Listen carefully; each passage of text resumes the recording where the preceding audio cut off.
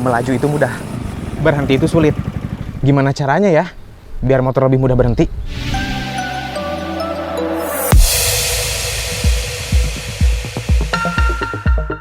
Hai Hypezoners, jumpa kembali dengan Fajar Rahdian dari HPZ TV. Hidup itu masalah keseimbangan. Ada siang, ada malam, ada laki-laki, ada perempuan, ada melaju, ada berhenti juga pastinya. Sama seperti halnya sepeda motor. Saat kita udah upgrade, pastinya tentunya harus perlu yang namanya berhenti. Iya betul, berhenti. Karena kalau kita di atas motor ini ada saatnya kita ngegas dan ada saatnya juga kita harus berhenti. Berhenti juga itu banyak ya. Ada yang namanya berhenti kayak di jalanan yang lagi padat seperti ini, stop and go di kemacetan. Dan ada juga yang memang kita lagi touring dan kita harus benar-benar berhenti. Memberhentikan motor itu ya jelas kita harus pakai komponen pengereman ya. Cuman pokok komponen pengereman ini nggak bisa kita ganti begitu saja menurut pengalaman saya. Jadi tahapannya gimana sih yang enak biar ngeremnya lebih pakem dan lebih cepat berhenti. Jadi kita harus tahu dulu nih, sebenarnya ngerem itu dimulai dari mana sih? Ngerem itu dimulai dari jari kita. Dari mulai kita neken yang namanya master brake pump, minyak rem ngedorong melalui brake hose-nya, akhirnya dia nyampe ke kaliper, ngejepit kampas rem, yang ujung-ujungnya ngejepit yang namanya distortor, akhirnya kita bisa berhenti. Nah, itu lampu rem berarti kita harus ngerem ya nggak? Nah, ini perihal masalah ngerem, ini juga bukan asal hanya komponen rem kita harus bagus, kita pun harus seimbang dalam hal yang namanya melakukan pengereman. Rem itu kalau di motor ada depan dan belakang. Nah, ini juga kalau kita bicara masalah bias atau seberapa banyak sih tekanan rem itu sebaiknya saat kita melakukan pengereman. Nah, kalau kuncinya itu biasanya kalau ngerem antara depan dan belakang, itu depan dulu baru dibantu sama yang belakang. Dalam artian kita kecepatan menengah dan tinggi. Nah, selain dari itu juga komponen-komponen yang terpasang, selain masalah pengereman bias dan seimbang, barang-barang yang dipasangnya harus seimbang. Bukan hanya seimbang kita ngeremnya, cuman barang-barang yang kita pasang harus seimbang. Seimbang tuh kayak gimana sih? Ya kalau misalnya kita lihat bawaan pabrikan nih ya, yang namanya disk depan itu selalu lebih besar dibanding yang belakang. Atau jumlah piston di kaliper depan lebih banyak dibandingkan belakang. Berarti keseimbangannya jangan sampai diganggu. Jangan sampai kita bikin rem belakang jauh lebih powerful dibandingkan depan. Selain dari itu, masalah itu kan bias depan dan belakang ya, adalah barang-barangnya harus dibuat seimbang. Seimbang itu ya ada urutannya. Urutannya bagaimana? Kalau dari tahapan paling awal ya, sebenarnya kalau misalnya Hypezoners memang mau upgrade, langkah pertama itu adalah ngurusin yang namanya brake hose. Brake hose ini penting banget karena ini menjadi saluran si minyak rem tadi. Saluran bawaan pabrikan itu dibuatnya dari karet. Karena dia karet, meskipun di bagian luarnya itu ada serat-serat nilon kayak gitu ya. Ini kadang-kala kalau misalnya kita ngerem tuh ada yang namanya loss pressure atau kehilangan tekanan dari minyak rem. Karena dia bisa kembang-kempis, bisa ngegedein, ngekecilin.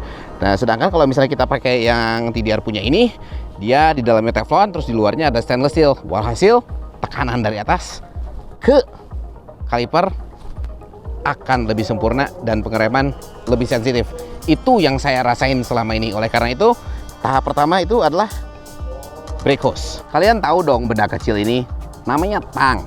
Nah, tang ini tuh sering banget disalahgunakan di brake hose. Jadi yang namanya buang atau bleeding minyak rem itu kadang-kadang emang nggak gampang ya. Jadi salah satu cara ngakalin itu biasanya orang tuh suka ngejepit yang namanya selang rem. Oh, ini nggak boleh. Nggak bolehnya karena selang rem TDR ini dalamnya itu teflon. Kalau teflonnya kepencet, dia robek dan jadi bocor. Padahal bocornya itu bukan karena selangnya bermasalah, tapi cara bleedingnya yang salah. Hasil investasi kita di selang rem terbuang sia-sia. Jangan dijepit ya. Jari kita itu berinteraksi dengan tuas rem. Nah, tuas rem ini terhubung sama yang namanya master rem. Nah, master rem ini adalah sebuah pompa. Lalu tipenya tuh ada dua. Ada yang radial sama ada yang aksial. Radial sama aksial itu sebenarnya beda posisi pompa terhadap yang namanya tuas rem. Jadi pilih yang mana sih saat kita butuh rem yang lebih sensitif ya. Jadi sensitif tuh kerasa pengeremannya bisa di fine tuning sama jari kita. Saat kita menggunakan yang namanya buster brake pump radial ini, tuningnya atau kepresisian ngeremnya itu meningkat jauh dibandingkan kalau kita pakai yang aksial. Oleh karena itu, tahapan berikutnya ini. Karena brake hose-nya udah, kita lari ke master brake pump dan sebisa mungkin pakai yang radial. Brake hose dan master brake pump. Di dalamnya itu ada yang namanya minyak rem. Jadi pastikan juga saat misalnya Hyperzoners sudah upgrade di brake hose maupun di master brake pump, yang namanya minyak rem ini harus diganti. Nah, minyak rem itu sebenarnya kalau secara DOT itu banyak. Ada mulai 3, 4, 5, 5.1. Nah, dari keempat ini yang bisa kecampur itu hanya DOT 3, 4, dan 5.1. 5 itu beda sendiri.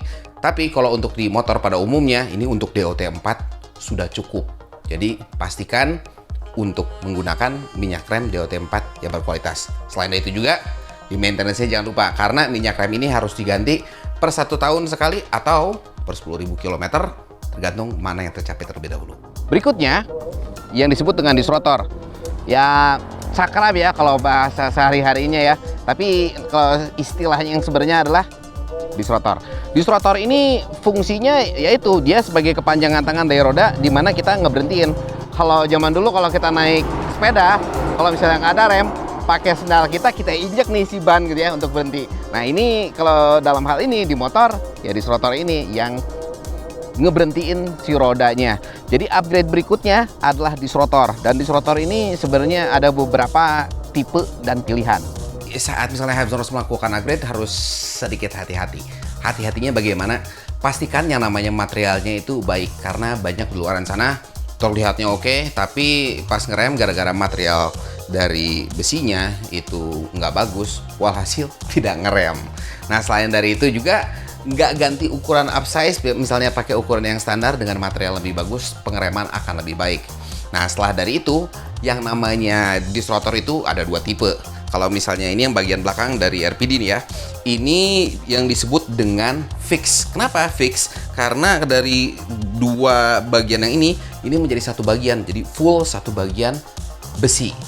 Jadi dia satu part, nggak ada bedanya, yang disebut dengan fix atau non floating ya, nggak floating sama sekali. Lalu ada yang namanya disc yang floating. Nah, floating tuh cirinya tuh biasanya kita lihat ada kancing-kancing di sekelilingnya. Nah, kancing-kancing ini sebenarnya bukan satu bagian dari disknya ini. Jadi disknya ini ada bagian luarnya yang besi, bagian dalamnya aluminium. Di antaranya ini ada kancing-kancing yang menyambungkan kedua material ini. Dengan yang namanya perbedaan material ini akan membuat panas itu hanya terkonsentrasi di luar, di bagian dalam tidak sepanas itu, sehingga ini membuat rem akan lebih cepat dingin. Selain dari itu juga fungsinya si kancing ini untuk menghilangkan getaran saat kita melakukan pengereman. Jadi disrotor tadi macam-macam ya. Ini saya pakai yang oversize yang besar yang 300 mili dari RPD dan tipenya floating. Sebaiknya sekalian ini semua udah upgrade ya, secara umum ya, tadi udah dari brake hose ke master brake pump, disrotor, kampas rem atau disc pad kalau bahasanya ya, bahasa teknisnya disc pad itu juga ikut diganti secara bersamaan. Jadi kita ganti si disc pad ini ada 2 tujuan. Tujuan yang pertama itu adalah jelas kalau disc pad dia berkualitas lebih baik, itu akan membuat pengereman kita jauh lebih baik alias lebih pakem. Nah, selain dari itu, kalau misalnya kita habis ganti disc rotor, sebaiknya kita ganti juga disc padnya. Biar apa? Biar gigitnya rata. Jadi si disc rotor itu nggak bergelombang. Permukaan rata sama rata itu akan menghasilkan pengereman yang lebih baik. Upsize itu biasanya yang menjadi to go saat misalnya kita mau melakukan upgrade dengan disc rotor yang lebih besar. Nah, kalau ini untuk bagian depan X-Max ini kedua-duanya ukuran 300 mm lebih besar dibandingkan standar. Dengan ukuran yang lebih besar ini tentu yang namanya pengereman akan lebih baik, lebih ngegrip, lebih cepat berhenti. Ini salah satu penyelesaian atau solusi biar Hyperzoners bisa ngerem lebih cepat dan lebih mudah. Ini kalau masalah rem tuh lihat nih ya, kalau ngerem kalau bahasanya tuh kita bisa lebih enjoy di atas motor karena kita nggak takut tekor saat kita ngerem. Itu penting banget, soalnya ya namanya rem itu suatu saat kita harus berhenti. Ada saat-saat tertentu di mana kita harus ngegas dan berhenti. Dengan rem yang udah oke banget gini, seimbang dari atas ke bawah. Selama ini saya pakai, saya touring ke sana kemari, ini menjadi poin yang penting banget ya. Karena lebih baik nggak bisa maju motor atau motornya pelan, mending nggak bisa ngerem. Celaka banget kalau nggak. Grandmaster atau salah satu tahapan akhir ya yang saya rasakan untuk upgrade rem itu adalah dia namanya kaliper. Cuman kaliper tuh ada macam-macam ya. Ada yang bawaannya cuma 1 piston, ada yang 2 piston, ada yang 4 piston. Lalu pengaruhnya apa sih? Pada dasarnya, semakin banyak piston itu pasti daya cengkramnya akan jauh lebih baik. Sehingga kalau misalnya bawaan motornya udah 2, ya upgrade-nya ke 4. Ada juga yang bawaannya cuma 1 gitu. Nah, yang 1 ini bisa kita ganti dengan yang 2 ataupun bahkan mungkin yang 4 piston seperti yang TDR ini. Ini yang Forge punya nih, yang baru punya nih. Jadi kalau secara material, karena dia forging, dia harusnya lebih keras. Hasil ngeremnya harus lebih baik. Ini nih ya. Kaliper paling akhir di antara semua itu. Nah, brake kaliper ini banyak tipenya ya. Jadi 2, ada yang floating sama yang fix. Yang floating ini biasanya bawaan pabrikan, di mana dia ada sebuah liner di mana jadi kalipernya itu nanti bergerak, nggak diem, makanya disebut dengan floating. Tapi kalau misalnya mau kita upgrade biasanya ke yang fix. Nah, di depan saya ini ada beberapa kaliper yang semuanya tipenya fix. Fix itu berarti dia tidak bergerak ya. Kalau misalnya kita lihat dari dudukannya, ini dudukannya langsung diem ke bagian bottom dari shock breaker. Nah, ini selain dari ada pilihan warna, ada kalau yang dulu ini yang TDR bagian ini adalah yang TDR CNC ya. Ini dari secara material. Kalau yang di depan sini ini menggunakan material forge. Forge itu apa sih? Kalau bahasa Indonesia itu tempa. Jadi si aluminium ini ditempa sehingga memiliki kekuatan yang lebih baik dibandingkan logam biasa. Nah, tapi berikutnya kalau kita lihat ini yang bagian sini ini yang punya RPD punya dan yang TDR punya, kalau kita lihat secara dudukannya berbeda.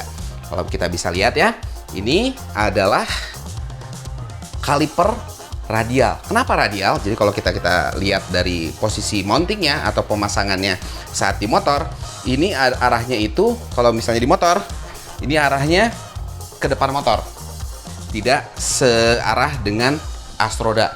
Di situ yang disebut dengan radial. Cirinya ya bautnya di samping sebelah sini. Tapi kalau misalnya Hype Zone Rose masih pakai yang konvensional yang biasa seperti yang 4 ini, persis sama kayak yang ini, dimana dudukannya itu satu arah dengan astroda. Ini yang disebut dengan aksial. Terus kalau secara stylenya gimana nih? Nah, stylenya kalau di sini kita ada warna hitam, ada warna merah, dan untuk teman-teman yang biasa pakai Honda itu biasanya kalipernya itu kan diposisikan di sebelah kiri. Jadi ini ada pilihannya merah dan hitam juga untuk motor-motor yang di sebelah kiri, atau sekiranya mau pakai dual disc brake itu pun jadi satu misalnya yang kanan, satu yang kiri, dua-duanya tersedia. Jadi nggak usah pusing kalau misalnya Hype Zone Rose mau upgrade ke dual disc, mudah banget karena ada. Tapi kalau yang radial gimana? Nah, yang radial ini punya keistimewaan. Keistimewaannya ini mau dipasang di kiri atau di kanan pun bisa. Hanya nanti kita hanya merubah posisi untuk tempat masuk minyak rem dan bleedingnya saja. Jadi ini mau dimounting di kiri ataupun di kanan bisa. Jadi dari situ dengan semua parts-parts ini tentu yang namanya maju itu mudah, ngerem pun menjadi mudah. Jadi dengan semua dari atas sampai ke bawah, karena semua udah di-upgrade, ngerem itu jadi mudah. Nggak ada cerita kita ngerem, harusnya ada berhenti. Karena ngerem mendadak dan kaget, yang depan kesundul, ya akhirnya kita celaka atau mencelakakan orang lain. Jadi hati-hati dengan yang namanya pengereman. Penting, bukan hanya untuk kita, tapi untuk orang yang di sekitar kita. Jangan kita celaka ataupun mencelakakan orang lain. Enak kan? Di saat kita perlu ngerem, selalu ada. Selalu adanya itu karena memang benda satu dan lainnya yaitu terjadi keseimbangan sehingga ngerem itu enak di tangan.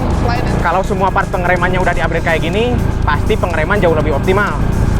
Ya ibaratnya kan part pengereman itu saling berkaitan lah cara kerjanya. Jadi gak ada istilah pincang. Misalkan nih, kalipernya gede tapi master remnya kecil, ya udah pasti gak bakal enak lah. Tapi kalau semuanya udah diganti kayak gini, kan? Biarpun ditekan dikit, ini rem jadi lebih sensitif lah, jadi lebih pakem. Jika Hypezoner tertarik dengan detail produk yang ada dalam video ini, atau Hypezoner ingin melihat produk-produk lainnya, Hypezoner bisa mengunjungi www.oneteamstore.com. Atau Hypezoner ingin membeli melalui marketplace, Hypezoner tinggal klik link yang tersedia di kolom deskripsi. Dan jika Hypezoner ingin datang langsung ke toko fisik, Hypezoner bisa mengunjungi One Team Network yang tersebar di seluruh Indonesia. Dan jika Hypezoner ingin experience lebih seputar upgrade sepeda motor, Hypezoners bisa mengunjungi HPZ yang tersebar di beberapa kota. Ada Jakarta, Bali, Lombok, Surabaya, dan juga Yogyakarta. Atau mau konsultasi terlebih dahulu, Hypezoners bisa WhatsApp di 0813 1970 2000. Sekian video kita kali ini. Jangan lupa like, share, dan subscribe. Tonton video kita selanjutnya. Sampai jumpa.